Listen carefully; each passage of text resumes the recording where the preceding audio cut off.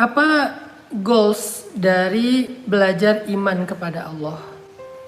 Goals dari belajar iman kepada Allah itu agar kita semakin yakin dan percaya sehingga kita bisa menggantungkan harapan kita, hidup kita, urusan kita hanya kepada Allah Subhanahu wa taala. Itu goals dari belajar iman kepada Allah. Karena kalau kita nggak tahu goalsnya, kita jadi hanya belajar teori dan kita nggak tahu pencapaiannya. Bahwa belajar tentang tauhid, belajar iman kepada Allah itu ada tujuannya. Kita nggak sembarangan jalan atau lari atau nyetir, pasti kita ada tujuannya. Nah, mungkin kita muter-muter di jalan terus kita nggak jelas tujuannya kemana. Gitu juga ketika kita belajar iman kepada Allah, pasti ada tujuannya. Dan tujuan itu harus aplikatif dalam kehidupan kita. Gak boleh belajar Islam hanya menjadi wawasan, gak boleh. Harusnya belajar Islam itu harus menjadi cara hidup. Karena Islam itu bukan sekedar wawasan yang dibahas di kampus-kampus atau di mimbar-mimbar atau di dalam sebuah diskusi. Islam itu adalah cara hidup. Sehingga ketika kita belajar apapun itu tema di dalam Islam, mau itu tentang iman kepada Allah, akhirat, ibadah, syariah, akhlak, dan seterusnya, itu harus aplikatif dalam kehidupan kita sehari-hari. Dan supaya dia bisa aplikatif, kita harus tahu dulu tujuan kita belajar itu buat apa, goalsnya itu apa gitu. Nah, salah satu di antara goals belajar iman kepada Allah itu adalah biar kita nggak ngerasa kurang ketika kita kehilangan dunia. Biar kita nggak ngerasa kurang ketika kita ditinggalkan manusia. Biar kita nggak ngerasa kurang ketika kita tidak punya siapa-siapa. Selama kita masih punya Allah, maka kita selalu harusnya merasa cukup. Hasbunallah. Hasbunallah ya untuk menolong kita. Sehingga kalau manusia nggak mau menolong kita, nggak apa-apa. Hasbunallah, cukup bagi kita Allah untuk memberi kita rezeki. Sehingga ketika manusia memutuskan jalan rezeki kita, gak apa-apa. Karena Allah Ar-Razzaq, bukan dia. Bukan manusia, tapi Allah Ar-Razzaq, sang pemberi rezeki. Hasbunallah, cukup bagi kita Allah yang mengabulkan permintaan. Ketika manusia menolak permintaan kita, gak apa-apa. Karena yang mengabulkan yang paling baik itu Allah. Dan masih banyak lagi pemaknaan aplikatif dari kalimat hasbunallah, yang intinya adalah harusnya kita semakin yakin untuk bergantung, berserah, dan berpasrah kepada Allah Subhanahu wa ta'ala.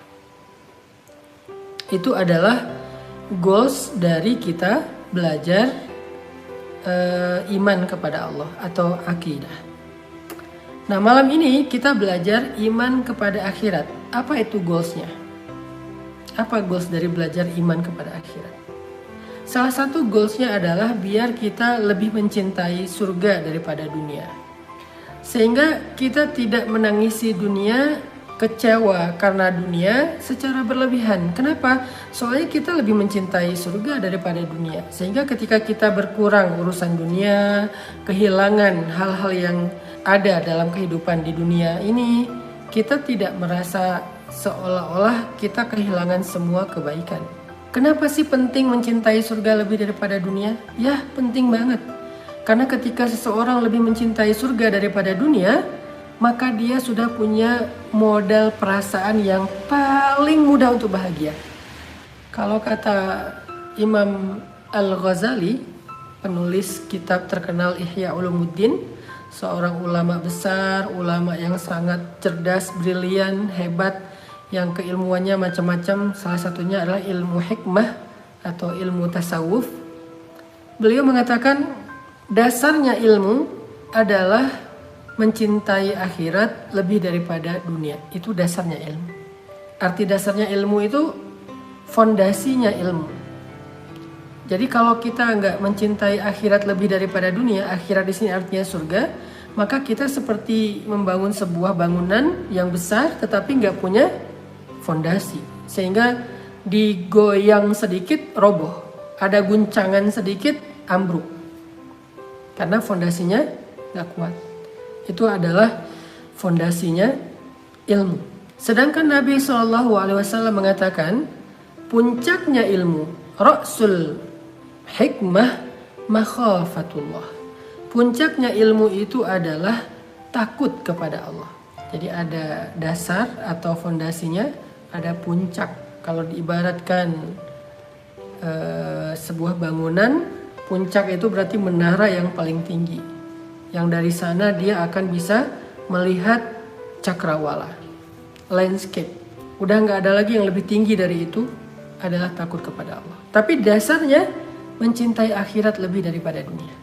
Sehingga ketika kita sudah mencintai akhirat lebih daripada dunia, saat kita kekurangan dunia, kehilangan dunia, kita nggak akan kecewa secara berlebihan. Kenapa? Karena kita akan bilang, toh masih ada akhirat. Yang penting akhirat saya tidak berkurang. Yang penting akhirat saya nggak hilang. Kalau berkurang dunia nggak masalah, asal tidak berkurang akhirat. Kehilangan dunia sedikit nggak masalah, asal tidak kehilangan akhirat. Dan itu jauh lebih mudah untuk seseorang bahagia. Jauh lebih mudah untuk seseorang lebih tahan banting terhadap ujian-ujian dalam kehidupan dunia. Kenapa? Karena dia punya modal cinta akhirat.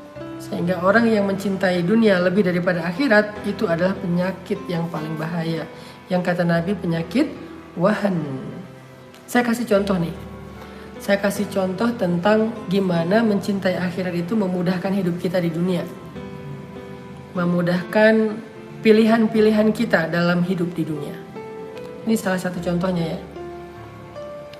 Orang yang mencintai akhirat lebih daripada dunia, maka akan berkurang sifat kikirnya. Bahkan hampir gak punya sifat kikir.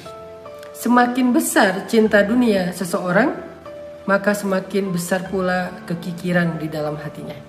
Kalau kita pengen memperbaiki sifat kikir, kita ngerasa kok saya kikir banget ya, kok saya susah banget untuk bantu orang, kok saya susah banget untuk nyumbang, kok saya susah banget untuk berinfak, kok saya susah banget untuk bersedekah.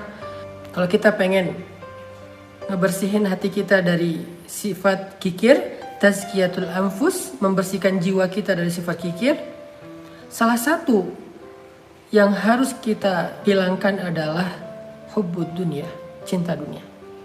Karena menurut kita, ketika kita memberikan dunia, maka kita akan kekurangan.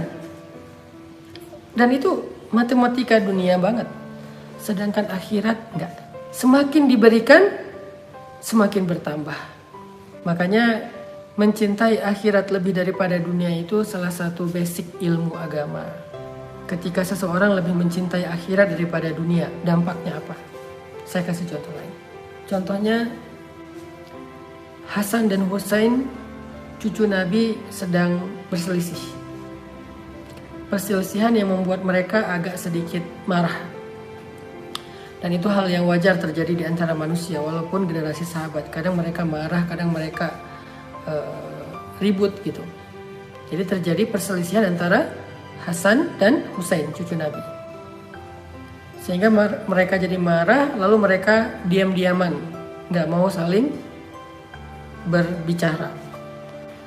Sampai tiba-tiba datang seseorang memberitahu kepada Hasan, apakah kalian ingat dengan hadis kakek kalian, bahwa kata Nabi SAW, jika ada dua orang saudara yang bertengkar, maka yang pertama mengajak damai, maka dialah yang pertama masuk surga. Jadi kalau ada dua orang saudara, adik kakak, suami istri, ipar dengan ipar, atau besan dengan besan, orang tua dengan anak, sahabat dengan sahabat. Kalau ada dua saudara yang bertengkar, kalau ada dua orang mukmin yang bertengkar, maka yang pertama mengajak damai, dialah yang pertama masuk surga. Ketika Hasan dan Husain mendengar hadis ini dari seseorang di antara sahabat, maka akhirnya mereka berlomba-lomba untuk meminta maaf, berlomba-lomba untuk mengajak damai. Maafin saya ya Hasan, maafin saya ya Husein. Enggak kak, saya yang salah, maafin saya duluan minta maaf. Akhirnya mereka berlomba-lomba untuk meminta maaf dan berlomba-lomba untuk mengajak damai. Kenapa? Karena mereka pengen duluan masuk surga. Ini nih efek luar biasanya ya dari mencintai akhirat lebih daripada dunia. Sehingga ketika kita punya masalah, yang jadi yang jadi pertimbangan kita bukan dunianya tapi akhiratnya. Misalnya kita lagi ribut sama teman gara-gara mungkin dia bercanda secara berlebihan, atau gara-gara mungkin dia memfitnah, atau gara-gara dia mungkin belum bayar utang, atau gara-gara mungkin kita berbeda pendapat, atau apapun lah itu urusan dunia, kita ribut sama teman kita. Kalau kita ribut kemudian yang kita pertimbangkan itu, yang kita pertahankan itu hanya urusan dunia, ego, materi, nama baik, dan berbagai macam hal yang menjadi perasaan kita tentang dunia, kita akan sulit sekali untuk berdamai. Enak aja damai, dia udah ngecoreng nama saya. Enak aja damai, dia udah ngejelekin saya. Enak aja damai, dia gak bayar utang. Enak aja damai, dan seterusnya dan seterusnya. Kita jadi susah untuk berdamai karena yang kita pertahankan itu urusan dunia. Kita akan merasa rugi setelah kita disakiti, malah kita maafin. Jadi rugi menurut kita. Ini kalau cinta dunia. Tapi kalau cinta surga, cinta akhirat, kita akan punya logika yang berbeda. Logikanya apa? Kalau saya maafin, Allah akan maafin kesalahan saya. Kalau saya maafin, saya masuk surga duluan. Kalau saya maafin, Allah akan ridho dan akan memberikan kepada saya, mengangkat derajat saya di akhirat. Kalau saya maafin, nanti saya akan ringan hisabnya. Kalau saya maafin, nanti saya akan mudah siratnya, dan seterusnya. Sehingga karena pertimbangan-pertimbangan akhirat, kita pun akan lebih mudah menyelesaikan konflik dalam kehidupan kita di dunia. Jadi jangan selalu yang jadi pertimbangan kita itu dunia. Karena kalau semuanya dipakai logika atau matematika dunia, kita tuh akan capek. Lalu kita akan merasa rugi terus. Kita akan merasa kurang terus. Kita akan merasa gelisah terus. Kenapa? Karena matematika kita selalu urusan dunia. Sebaliknya kalau matematika kita adalah akhirat, kita akan lega, kita akan mudah, kita akan cepat ridho, puas, kita akan lapang dada. Kenapa? Karena akhirat itu lebih baik daripada dunia.